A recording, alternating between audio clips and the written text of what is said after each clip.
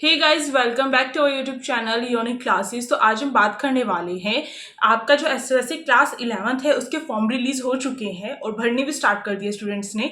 और मेरे पास बार बार यही कमेंट आ रही थी बहुत सारे स्टूडेंट्स की कि एएफपीएस जो है उसका सिलेबस बताओ, एएफपीएस का एग्जाम पैटर्न बताओ। तो यहाँ पर इस वीडियो में आपको सब कुछ बताया जाएगा कि एएफपीएस के लिए आप तैयारी किस तरीके से करें, कहाँ से पढ़े, कौन सा सिलेबस आएगा, कौन सा एग्जाम पैटर्न होगा, कितने राउंड होंगे, वो सब कुछ आपको इस वीडियो के थ्रू पता चलने वाला है।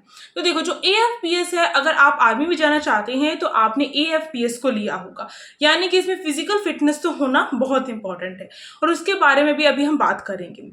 अगर मैं बात करूं अभी जो है, अगर रिसेंट की बात करूं तो जो ऑफिशियल सिलेबस है अभी तक कोई रिलीज नहीं है, बट हम प्रीवियस जो सिलेबस रहे हैं अभी तक एएफपीएस का, उसको देखकर मैं आप सभी को बता सकती हूँ कि आपका एएफपीएस जो है उसमें किस तरीके से एग्जाम पैटर्न और आपके राउंड्स किस टाइप से हो सकते हैं और आपका जो सिलेबस है वो कहाँ तक रहेगा। अभी तक अगर हम बात करते हैं कि जो स्टेम है, जो ह्यूमैनिटीज है, उसका सिलेबस हमें क्लास 9th का हो गया, क्लास 10th का हो गया, वहां से मिल जाता है। बट एएफपीएस का जो सिलेबस है वो कहाँ से कवर करे, स्टूडेंट्स के मन में यही डाउट होता है। बिल्कुल अलग, जो अगर मैं कह सकती हूँ उसकी कोई बुक नहीं होती है, कोई बुक रिलीज नहीं करता है एएफपीएस को लेकर, तो मेन दिक्कत यहाँ पर आ जाती है। अब बात करते हैं इसके सिलेबस की। सिलेबस से पहले मैं आपको बताऊंगी प्रीवियस जो भी रहे हैं एएफपीएस को लेकर, जो भी पेपर्स हुए हैं अभी तक, क्लास 9th हो चाहे क्लास 11th हो, उसमें आपके 3 राउंड हुए हैं। जो पहला राउंड है वो रिटन टेस्ट है, यानी कि उसमें ऑब्जेक्टिव जो क्वेश्चन है, यानी कि एमसीक्यू बेस्ड जो क्वेश्चन है वहां पर पूछे जाते हैं।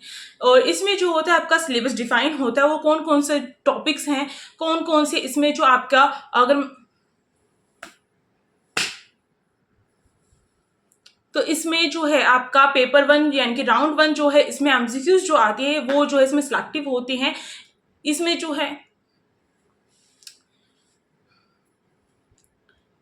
राउंड 1 होता है उसका जो सिलेबस होता है वो डिफाइन होता है कि कौन कौन से सब्जेक्ट्स जो हैं उसमें। इसमें जो राउंड 1 होता है उसका जो सिलेबस होता है वो आप सभी का डिफाइन होता है कि कौन कौन से जो सब्जेक्ट्स हैं वो आएंगे। तो वो सब्जेक्ट्स काफ़ी ज़्यादा सब्जेक्ट्स हैं, अगर मैं देखूँ बाकी जो डोमेन है उनके अकॉर्डिंग, तो इसमें काफ़ी ज़्यादा सब्जेक्ट्स होते हैं। कौन कौन से मैं आप सभी को बताऊंगी अच्छी तरीके से। पहले हम समझ लेते हैं इसका जो राउंड 1 है उसमें आपके एमसीक्यू बेस्ड क्वेश्चन हो गए। राउंड 2 जो है उसमें क्या होता है, आपका राउंड 2 में आपका इंटरव्यू होता है, उसमें आपका फिजिकल टेस्ट होता है, फिटनेस आपकी चेक की जाती है, ठीक है, ये चीज़ें होती है। और राउंड 3 जो होता है वो मेडिकल टेस्ट होता है आपका, यानी कि ओवरऑल बॉडी का टेस्ट जो है आपका उसमें होता है। मेडिकल टेस्ट हो गया, आपका फिजिकल टेस्ट भी होगा, इंटरव्यू भी होगा और रिटन टेस्ट भी होगा। तो बड़े हाई लेवल का ये होता है। और पूरे एसएससी में बस एक ही स्कूल है एएफपीएस, यानी कंपटीशन भी थोड़ा ज्यादा ही होता है। बट ऐसा नहीं है कि स्टूडेंट्स का होता नहीं है, मैंने देखा है जो एवरेज स्टूडेंट्स हैं वो भी कर लेते हैं एएफपीएस को भी।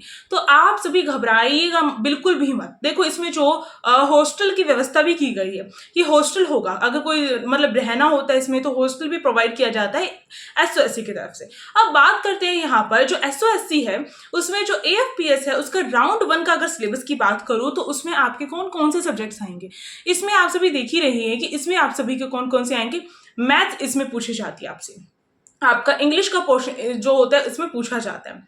इसके साथ अगर मैं बात करूं, आपकी जो जर्नल साइंस हो गई वो भी इसमें आती है, सोशल साइंस भी आती है इसमें आपकी।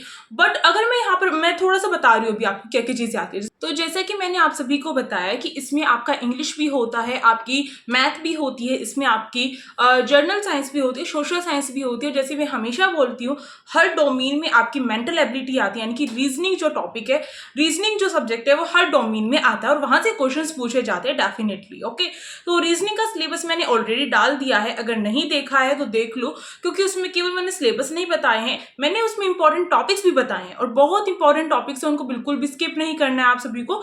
तो उस वीडियो के लिंक मैं डिस्क्रिप्शन बॉक्स और कमेंट बॉक्स दोनों में पिन कर दूंगी। ओके, अब बात करते हैं यहाँ पर, अगर हम देखें तो मैंने कह दिया इतना सब कुछ आने वाला है, बट कहाँ से और किस तरीके से तैयारी करें, अब इतनी सारी चीजें आने वाली है। तो देखो, जो आपका अगर मैथ की बात करूँ तो मैथ आपकी क्लास 10th के लेवल की आएगी। तो मैथ जो है आप क्लास 10th की, जैसे कि जो स्टेम के स्टूडेंट्स कर रहे हैं उसी तरीके को आपको भी क्या करना पड़ेगा, जो मैथ्स है उन्हीं टॉपिक्स को कवर करना पड़ेगा।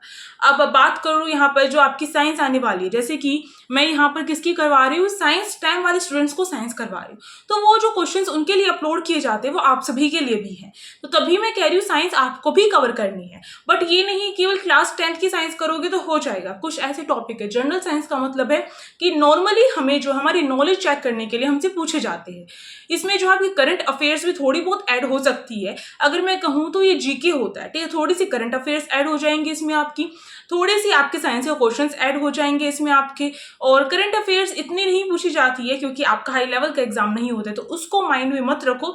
मेन आपका इसमें आपको ध्यान रखना है, करंट अफेयर्स अगर मैं कहूँ तो नहीं होती है, ना के बराबर होती है, आज तक नहीं पूछी गई है, पर फिर भी मैं आप सभी को बता देती हूँ क्योंकि मेरी जिम्मेदारी आप सभी को इन्फॉर्म करना। देखो जो साइंस है उसमें क्या होता है, जैसे 9th की अगर मैं बात करूँ तो 9th क्लास को क्या करना पड़ता था, 6 to 8 तक का जितना भी साइंस का सिलेबस है उसमें से जो इंपॉर्टेंट टॉपिक्स है वो कवर करने पड़ते थे। अब 10th में मतलब 11th में जाने वाले हो, आप 11th क्लास के लिए प्रिपेयर कर रहे हो, तो साइंस के अगर मैं टॉपिक कहूँ तो आपको जो है 9th और 10th के टॉपिक्स तो आने ही आने चाहिए। तो ये चीज़ें होती है, और ऐसा नहीं है कि इसमें सब कुछ आना चाहिए, हमें नॉर्मली चीज़ें होनी चाहिए कि अगर ये बीमारी है तो किस वजह से होती है, कुछ विटामिन वगैरह के बारे में, यानी कि कुछ आपको 6 to 8 के टॉपिक्स भी आने चाहिए और 9th और 10th के टॉपिक्स भी आपको अच्छी तरीके से आने चाहिए। जैसे कि लाइफ प्रोसेस वाला जो चैप्टर हो गया आपका क्लास 10th में, तो इस टाइप से जो चैप्टर्स है वो आपके आने चाहिए आपको, ठीक है। तो ये चीज़ें होती है। तो जो जो चीज़ें मैं इस टाइम के लिए जो है अपलोड करती जाऊँ वो आप सभी को भी देखनी है। मैं आप सभी को फिर से कह रही हूँ, आप सभी के लिए ही वो वीडियोज़ भी, तो मैंने स्टार्ट कर दी है ऑलरेडी क्लासेस, तो उसको देखना स्टार्ट कर दो आप सभी भी, और अपनी तैयारी करनी स्टार्ट कर दो वहाँ से। अब मैं बात करूँ, मैथ की बात हो गई, अब मैंने साइंस की बात कर ली। सोशल साइंस, सोशल साइंस जो है वो क्या होती है, मतलब कि एसएसटी आप सभी को पता ही है, वो मैं क्या कह रही हूँ कि वो क्या होती है। देखो जो सोशल साइंस है उसको किस तरीके से प्रिपेयर करना है, वो भी आपके इसी तरीके से है, आपकी जर्नल सोशल साइंस यहाँ पर पूछी जाएगी। ऐसा नहीं है कि आपसे पूछ लिया जाएगा फ्रांसीसी क्रांति कब हुई थी। पूछने को मतलब वो कुछ भी पूछ सकते हैं, ऐसा मैं नहीं कह सकती कि नहीं पूछ सकते, बट मैं आपको एक आइडिया दे रही हूँ कि किस तरीके से पूछा जा सकता है। इसमें क्या होता है, किस तरीके से पूछा जाता है, जैसे नेशनल मूवमेंट हो गए आपके, एनवायरमेंटल मूवमेंट्स हो गए आपके, ये चीज़ें आपकी होनी चाहिए कवर। तो इसके लिए जो है मैं वीडियोस डालूंगी, अलग से भी डाल सकती हूँ मैं वीडियोस, और सोशल साइंस की जो ह्यूमैनिटीज़ की क्लास आएगी उसको भी देखना, क्योंकि आपकी क्लास 10th तो आपके अच्छे तरीके से कवर होनी चाहिए। यानी क्लास 10th की मैथ भी करनी है, साइंस भी करनी है, और आपको एसएसटी भी करनी है। तो ये बात ध्यान रखो, ऐसा नहीं है कि सब कुछ करना है, बस इंपॉर्टेंट चीज़ें करनी पड़ेगी उसमें से। और इंपॉर्टेंट टॉपिक्स मैं आप सभी को जैसे बता ही रही हूँ कि कोई बीमारी वगैरह है उनको लेकर कोई फॉर्मूले वगैरह वो याद होने चाहिए। ऐसा नहीं है कि साइंस की बात है तो आपसे न्यूमेरिकल पूछ लिए जाएंगे, न्यूमेरिकल्स टाइप नहीं आएंगे, ठीक, ये बात समझो। साइंस मतलब नॉर्मली जो साइंस होती है, ठीक है, जो जीके में जो ऐड होती है ना साइंस, उस टाइप की साइंस आपसे पूछी जाएगी। इस तरीके से आपकी जो सोशल साइंस है वो पूछी जाएगी। और इसी तरीके से अगर मैं बात करूँ तो मैथ्स जो है ना वो तो आपकी स्टैम के लेवल की पूछी जाएगी, ठीक है। मैथ्स जो है वो आपको क्लास 10th की पूरी कवर करनी पड़ेगी। अब मैं अगर बात करूँ तो रीजनिंग, हाँ, मेंटल एबिलिटी की अगर मैं बात करूँ तो रीजनिंग जो है उसमें एक ऐसा सब्जेक्ट है, रीजनिंग के मेंटल एबिलिटी को बोलते हैं। तो ये क्या होता है, इसमें जो इंपॉर्टेंट टॉपिक्स है ऑलरेडी मैंने आपको डिस्कस कर दिए, जैसे मैंने आपको कहा। तो उसमें आपके जैसे कि क्लॉक हो गया, कैलेंडर हो गया, डायरेक्शन हो गया, आपका रैंकिंग, सीटिंग अरेंजमेंट, इस तरीके से और बहुत सारे टॉपिक है, इमेज वाले टॉपिक्स होते हैं। तो उनसे किस टाइप से क्वेश्चन पूछे जाएंगे वो सब कुछ मैं ऑलरेडी बता चुकी हूँ, ऑलरेडी बना चुकी हूँ वीडियो। तो बार बार रिपीट करने से तो कोई फायदा नहीं है, मैं अपनी एनर्जी वेस्ट करूंगी, बिल्कुल, है ना, मान रही है इस बात को। अगर मैं यहाँ पे एनर्जी जो है अपनी वेस्ट करूंगी, आपको लग ही रहा होगा कि इस वीडियो में मैं थोड़ा बहुत फास्ट भी बोल रही हूँ और थोड़ी सी एनर्जी मेरी डाउन भी लग रही है, मुझे खुद भी लग रहा है, क्योंकि लगातार वीडियोस बनाते हैं तो ऐसा होता ही है हमारे साथ। और एडिटिंग वगैरह करना, बहुत सारे काम होते हैं, और ऐसी वीडियो अपलोड नहीं हो जाती है, उसके लिए भी बहुत प्रोसेस होता है, लंबा छोटा। आखिर का ये यूट्यूब है, अमेरिका की कंपनी है ये। अब बात करें यहाँ पर अगर हम, तो जितना भी ये सिलेबस है ना इसको अच्छी तरीके से आपको कवर करना पड़ेगा, एमसीक्यूज की प्रैक्टिस करनी पड़ेगी, तभी आपसे जो है ये एएफपीएस का कंप्लीट होगा। और इसके बाद जो राउंड्स होंगे उनकी टेंशन अभी से नहीं लेनी है आपको, वो बाद की बात है। पहले राउंड 1 यानी कि आपका रिटन एग्जाम जो है उसको क्लियर करो, तभी तो राउंड 2 में पहुंचोगे ना, मेरी बात समझो इतनी। यानी कि आपको जो है अभी राउंड 2 राउंड 3 के बारे में मुझसे अभी नहीं पूछना है कुछ भी। मैं फिर से आप सभी को हाथ जोड़ कर बोल रही हूँ कि अभी जो आप इंटरव्यू के बारे में मत सोचो किस टाइप से क्वेश्चन पूछे जाएंगे, क्या चीज़ें होंगी, वो सब कुछ आपको टाइम आने पे बता दिया जाएगा। ओके, और अभी जैसे कि अभी आपका टाइम है रिटन एग्जाम का, तो उसके बारे में मैंने आपको बता दिया है किस तरीके से होगा, कौन कौन से सब्जेक्ट्स होंगे। अगर कोई भी डाउट है, फिर से कह रही हूँ कोई भी डाउट है, तो बेझिझक आप सभी मुझे कमेंट बॉक्स में पूछ सकते हैं।